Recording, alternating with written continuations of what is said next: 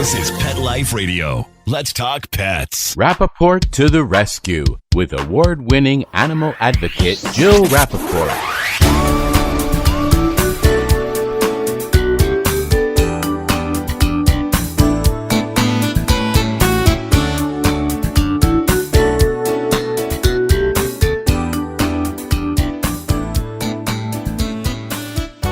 Welcome to Rappaport to the Rescue. I'm Jill Rappaport. Very excited for today's show because we get to focus on my other favorite animal in the world, the horse. Boy, do I love horses. Not only am I so blessed to have my amazing rescue dogs that are with me 24/7, but right out my door, which has been a dream come true of mine since I was a little girl, are my beloved horses. And I have 4 of them, ranging in ages from 15 to 24. And I've had them since they were very young. And for me, this really is a dream come true. When I was a little girl, I was so obsessed with horses. I grew up in Detroit, Michigan. And my favorite movie, National Velvet, the one with Elizabeth Taylor. I'm dating myself a little bit, but what the heck, it's true. I used to sit on a neighbor's fence. She had one of those post and rail fences, and it looked like a pasture fence. I didn't have that at my house. So I would literally go next door, sit on the fence, and take my hand and pet an imaginary horse in the air, dreaming one day that it would be my fence in my backyard petting that horse. Can you imagine what those neighbors thought, or anybody driving by, like, what is wrong with that little girl? Well, here I am, many, many decades later, sitting on my post and rail fence, petting my horses that I adore so much. And I have to tell you, if they could live in my house, they would. They are so affectionate, so loving. When I walk into their stalls, they put their head on my shoulder. One of my horses, Ranger, is a true character. I always say if they were casting for the show Mr. Ed today, he would be the top contender. He literally talks to me when I walk into the barn. And I feel so lucky because I was able to focus some of my career on these wonderful animals by writing a book called People We Know, Horses They Love, which was a New York Times bestseller and featured the one and only Robert Redford on the cover. I like to call him Bob. And what a photo shoot that was. My sister, the very talented Linda Solomon, was the photographer for the book. We went to Utah. Here I get out of the car. Bob is on this golden, majestic Palomino. And I walk up to him and I'm talking to him and Linda's clicking away, click, click, click. And I'm starting the interview and I'm in tall grass, gazing up into his gorgeous eyes and that beautiful blonde hair and that smile, thinking, Hubble, Hubble. And he looks down at me and he says, Jill, I have to tell you, you better be careful. In that grass, there could be some deadly snakes. And I just looked at him. I said, well, Bob, if I die looking up at you, it's okay. He got a chuckle out of that and, got to see those beautiful teeth again. But I'm very excited to focus today's show on these wonderful animals with my guest, whose name is synonymous with the horse. She's not only one of the top show jumpers in the world, she has made it her life's mission to give back to steeds in need. When we come back, Georgina Bloomberg will be joining us.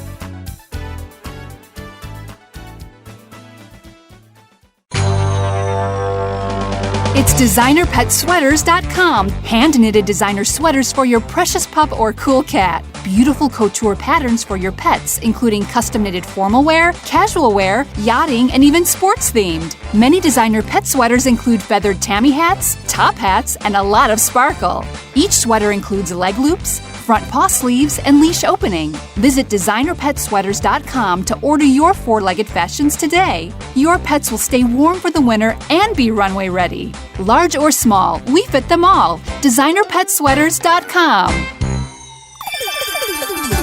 Let's Talk Pets on PetLifeRadio.com.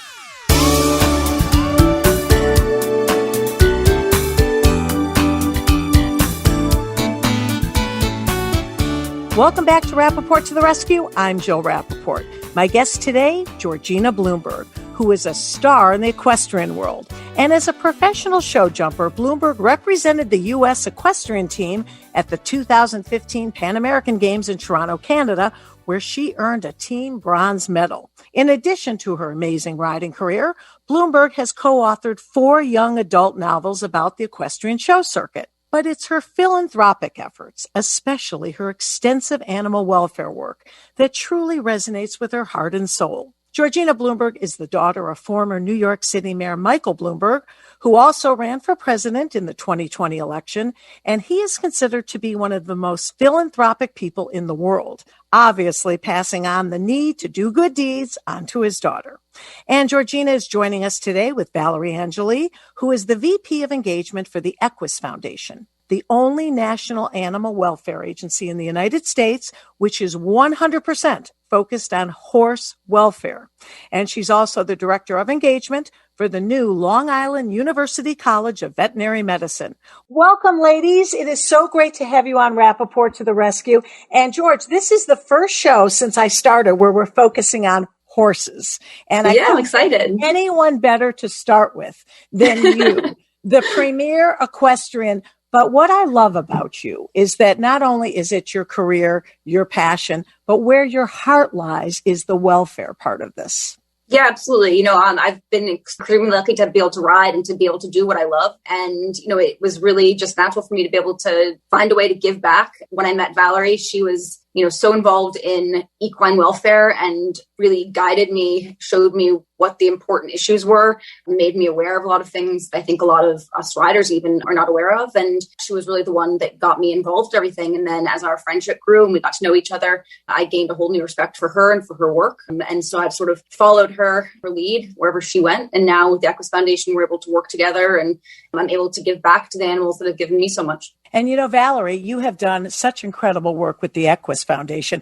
You have done so much to raise awareness, to take these top riders, not only Georgina, but Brianne Goutal, Jessica Springsteen, the names go on, and really spread the message that these horses deserve a second life, that it's not just about showing and winning. They deserve to have quality of life for the rest of their lives. Absolutely. Well, you guys made it easy for me because, being creative is the best thing that you can do to bring awareness to something. And Jill, I want to thank you because you helped me create one of the first adoption days at the Hampton Classic Horse Show. And then Georgina jumped in as part of that. And that's how we met, George. Right. But it's all this passion and all of these great ideas and all of these interesting, new, innovative ways to reach an audience that maybe didn't even so much want to hear about the dark side of the equestrian world, and we've been doing that. We've been creatively showing, horses that are rescued, what that looks like. Look in the eyes of a horse that almost went to slaughter, that, was a horse maybe your child was riding just a short time ago and lost his job. It's tragic what happens to the horses that fall through the cracks, and there are many, many thousands that do. So I love creating awareness. It's been one of my greatest pleasures because I've been a horse person since I was a kid. Never rode on the level that Georgina did, but nobody does. Nobody does. It was my dream too. But I grew up showing and riding and lucky enough to have a horse of my own that lived till 40. And I swore to him that whatever I could do to give back to horses that need a voice and help, because there's so many behind the scenes. And I love that you guys are helping me and the Equus Foundation and organizations like that get the message out to people that need to hear it. And also people who have the ability to help, the resources to help make a difference. Well, and it's so important because, Georgina, you come from such a wonderful family of philanthropic people. Your dad gives back more than anybody. And I think that he raised you, obviously, and your wonderful mother, Susan, to know the importance of giving back. And I know just from seeing pictures of your home, it's like Noah's Ark where you live. I mean, you rescue everything, not only from horses, ponies, but to pigs. Yeah, absolutely. No, we have a very odd selection of animals. We have a rooster, a goat. We had a pigeon at one point. We have them all. None of them were really planned. They were just animals that we sort of, came across on the way that needed homes. And like I think most people do, we just couldn't come up with a reason not to give them a home. So that's, I think, pretty common in people sort of adopting animals. When they think they can do something to help, they do. And once you start, it's very difficult to stop. So you're forgetting two important creatures in your menagerie. Oh, yes. And so actually, I completely forgot. Valerie and I are co-parents of two beautiful cows. And, it's just, we've been very lucky. We've had the opportunity to be able to give these animals a home. And, I think each time you rescue an animal, you're sort of awaken to, a whole set of issues that either you didn't know about or you feel more passionate about and you want to tell other people. And yeah, it's been a really fun journey to be able to do so. Like you said, I've come from a family that has always placed a lot of importance on giving back and not just writing a check, which obviously, is something that we feel very lucky to be able to do. And we understand that it helps organizations, but we were also always raised to say, listen, if this is something we're passionate about, we are going to roll up our sleeves and get our hands dirty and be hands-on. And thankfully, I found my passion early in life. I always knew it was animals. And I've been lucky enough to be able to turn around and make a difference in their lives. And, when you look at horses, okay, it's a huge commitment. So when people are listening to this, they say, wow, well, how can I help? I don't have a backyard. I don't have a barn. It's not like rescuing a dog, which some people consider a huge commitment as well. For people out there who want to make a difference, who don't have the facility to house a horse, Valerie, talk about that. And Georgina, too. What can people do? Because this is a dire situation. Well, awareness is everything, knowing that there is this issue. I mean, I'm going to give you a good situation here. Whereas just a few years ago, there were over 100,000 horses a year that went to slaughter. And these are viable, healthy, young horses that could have had potential to be anything. So many horses wind up going to slaughter to meet the demand for human consumption in other countries. That number is going down, which is an amazing thing. One of the reasons we think that might be the case is because of awareness and because of what we're doing now. The Equus Foundation funds reputable charities across the country that are doing the work of rescuing, rehoming, retraining these horses, and then getting the next one in. So horses off the racetrack that just aren't fast enough. They used to be in jeopardy, and a lot of them still are, but now there are all kinds of programs and organizations that retrain them and get them back out as therapy horses, riding horses, sport horses. Georgina actually adopted a rescued mini horse for her son, Jasper. That horse came from Omega Horse Rescue, who is on the Equus Foundation network. That was a slaughter-bound mini horse, as many of them are. They're overbred as fad pets. It's about money. Horses are commodities, unfortunately, still. So looking at a rescue as your next horse would be the greatest thing ever. Georgina saved a life, and in so doing, inspired so many people who fell in love with Teddy. Giving is something, absolutely, for sure. Adopting, but also awareness. Social media is such a huge component of what we all do now. Spreading the word, helping us get the message out about animals at risk. How many are out there that need homes? And another thing that people can do, which is huge, is volunteer. Anyone who's ever wanted to ride or wants a horse of their own, can't afford one, guess what? There's a horse rescue near you that desperately needs your help. And the two key words are rehoming and repurposing, because after they have one life doing one thing, that doesn't mean their life is over. And Georgina, you've had so many top show horses. When their career in the show ring is over, they still stay part of your family. Yeah, absolutely. And we have a lot of horses that might not be able to compete at the top level anymore, but doesn't mean that they can't jump or be ridden or, do something at a lower level. And we've given some horses to some different college teams. I stay in touch with the kids who are riding them. We always know where they are and how they're being taken care of. And when they're no longer able to be a part of their college team, they'll come back to us and they'll have a nice retirement life. But in the meantime, it's nice for them to sort of feel some extra love and to still have a purpose and a job, even if it's not necessarily jumping the high jumps that I do. And, the kids really appreciate it. A lot of them are kids that would never be able to afford their own horse.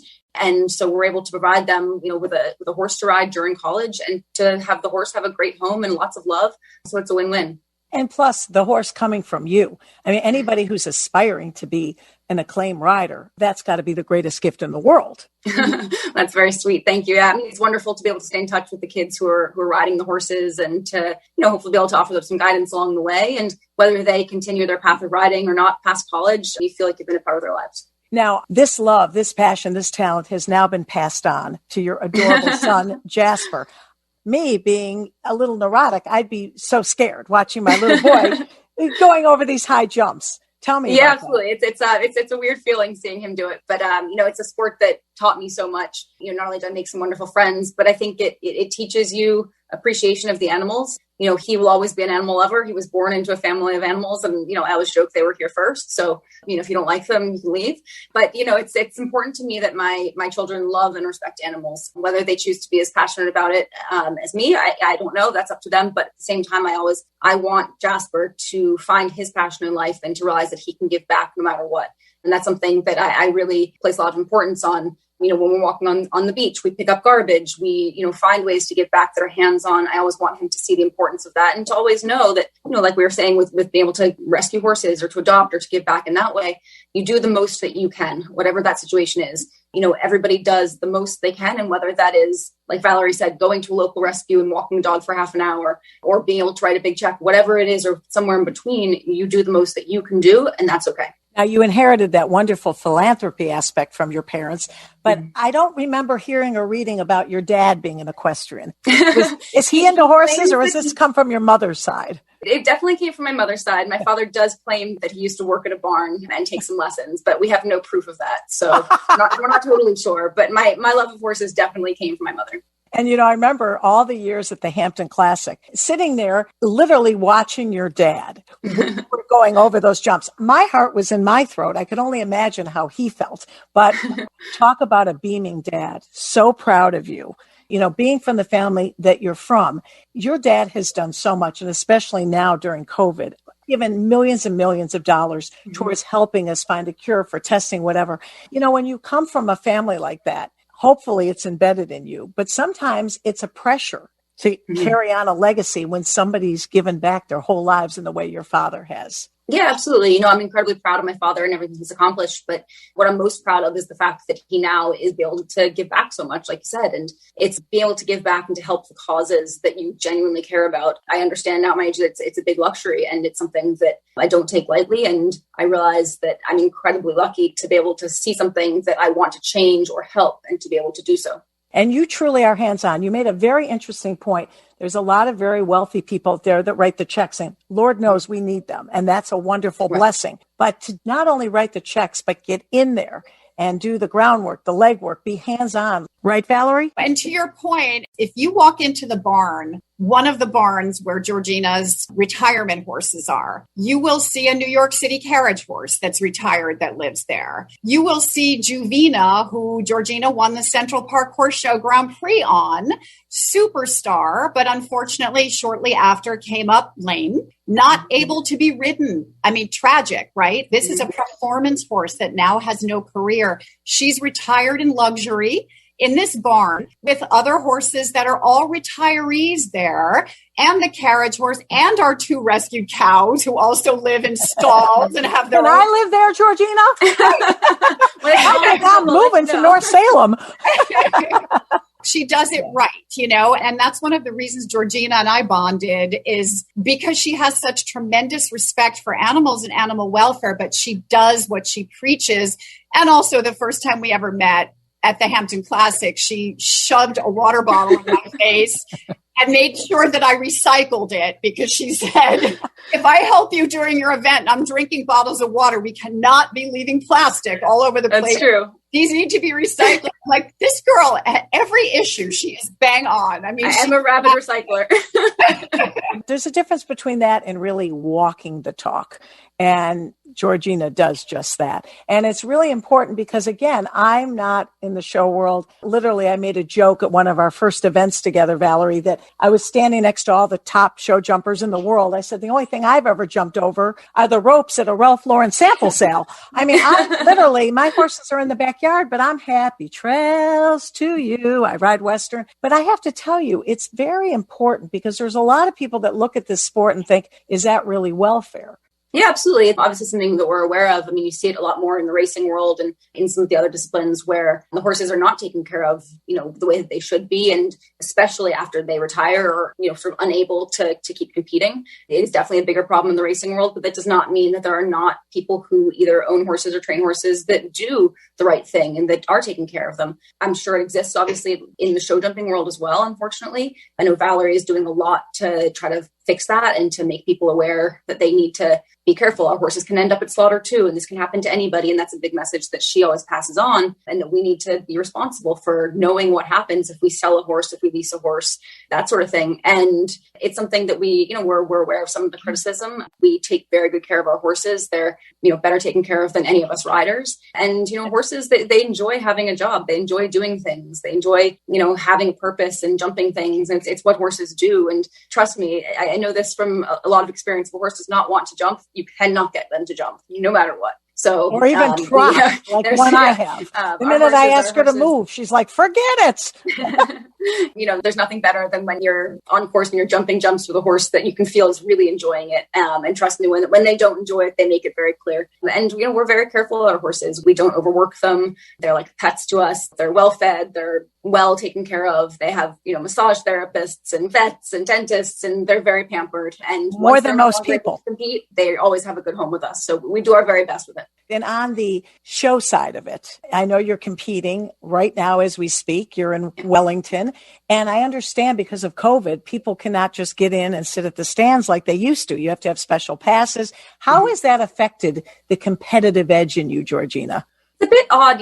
We obviously have some Saturday night events that we usually love, the band and the electricity of having a full crowd cheering us on. And, I personally, I love being in the spotlight with sports. I love working hard at home and then going in front of a crowd and showing that off. So it's been a bit odd. There are obviously still some people there just because, the community obviously can still get in, whether you're a trainer or a groom or an owner, you can still go and watch. But we really miss having the general public. We appreciate when our fans come and cheer us on, and they validate our sport and they give us that competitive edge for sure. So we're missing that. And I think a lot of the athletes in different sports would say the same thing. And it's affecting the shows. I mean, the first time in history last year, the Hampton Classic canceled. I know they did a few shows throughout the year, but very limited. How do you think it will be now that, thank goodness, vaccines are here finally, and we're hoping for herd immunity, hopefully by July? You think you will get back to normal by midsummer? Yeah, we're hoping so. Obviously the Hampton Classic is a special case in that, we really rely on so much of the general public to come and the sales at the tables. And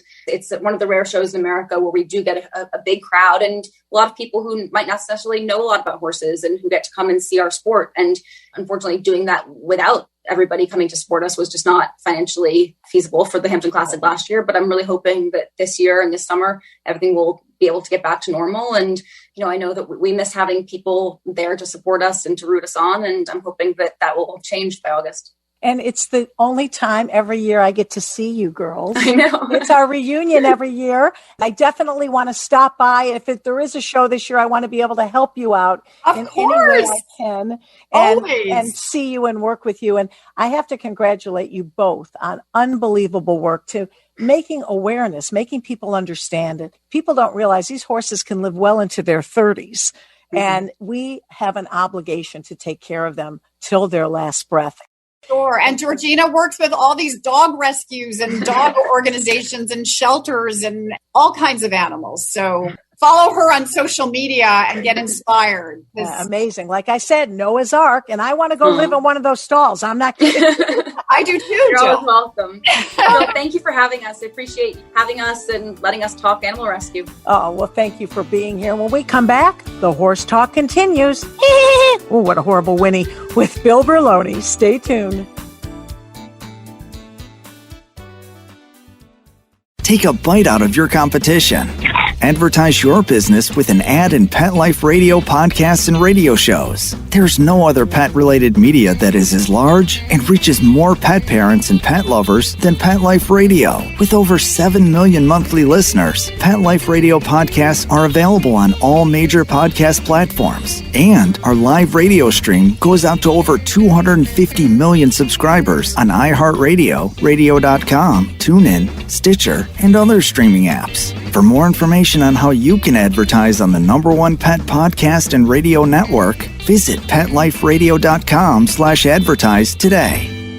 This is Pet Life Radio, the possumest pet party place on the planet. Ooh, that's a lot of peas, baby, isn't it? Yeah. Get ready for some tail wagging, fur flying, feather flapping fun. Oh, yeah. PetLifeRadio.com.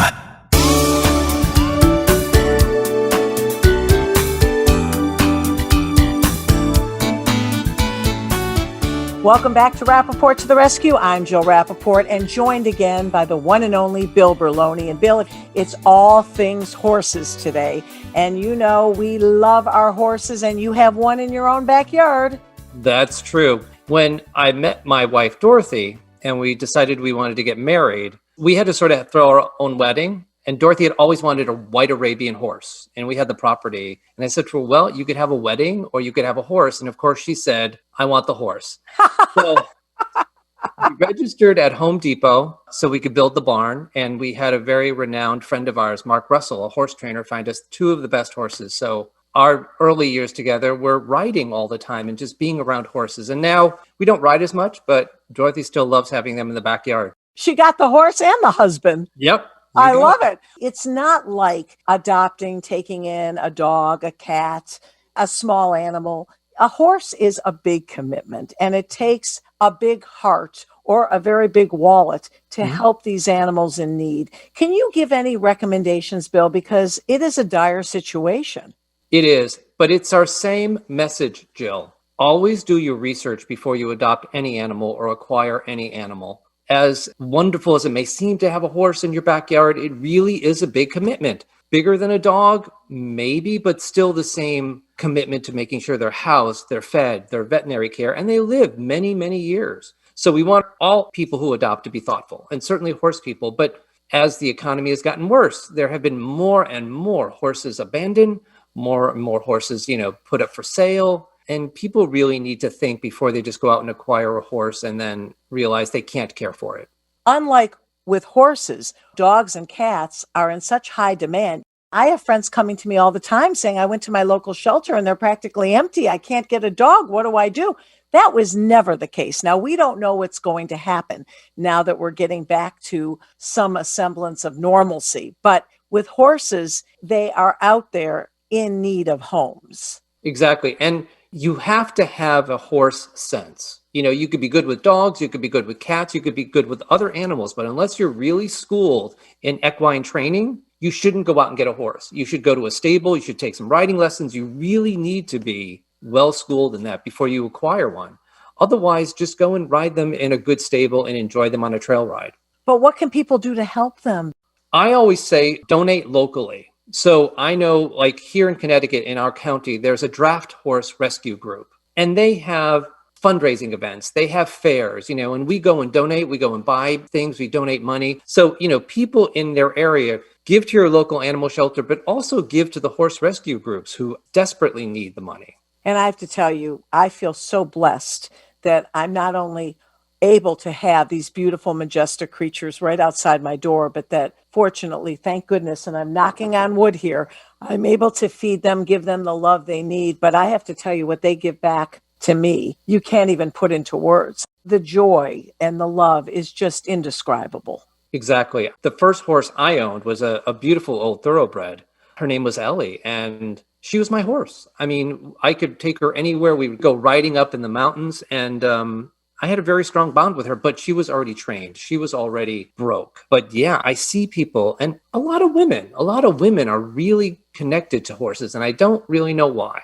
Oh, I can tell you, it is our first love. And I can tell you firsthand that literally I was so obsessed from, I would say, about age 5 to 16. And then all of a sudden, boys came into the picture. And for about 2 years, my love of horses waned a little bit, but then back in high gear. And I just absolutely obsessed, and I love them. And I think what people need to understand, you mentioned they can live a long life, well into their late 20s and early 30s. I have a friend that has a horse that just turned 40. And what I like to at least educate people to is that they have a second life, a second purpose after their initial purpose. And that's what Georgina and Valerie were saying, that, if they're not a show horse anymore, they can be a trail horse. If they're not a trail horse, they can be a companion horse. People need to understand that just because their initial purpose or the reason that maybe you fell in love with them, or if you're a competitor, it doesn't mean because that part of their life is over that their life is over. Exactly. They can become a school horse for kids. When our daughter turned 7, she wanted her own horse. So Dorothy got her this beautiful little pony, Shetland pony. And Jenna rode him. It was great. And then, she outgrew him. And of course, my thought was, well, let's pass him on. And Dorothy said, no, he's been passed on 7 or 8 times. He deserves a life where he can retire. And he did. He was our barn buddy until we lost him like 2 years ago. That's why I love Dorothy, and that's why she's my kind of gal, and she picked the horse over the wedding. Great information as always, Bill. And thank you, everyone, for tuning in to Rappaport to the Rescue.